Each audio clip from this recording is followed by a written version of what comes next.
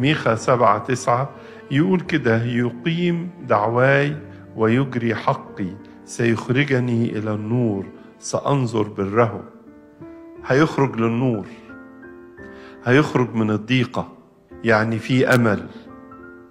ما دام الموضوع اتوضع في يد المسيح ففي أمل إنه يخرج إلى النور ويشوف الحياة مرة أخرى. ده بس مش الله يهتم بكل إنسان ويصحح المفاهيم، مفهوم الخطية والمرض، ده كمان يدينا درس عن أهمية النور.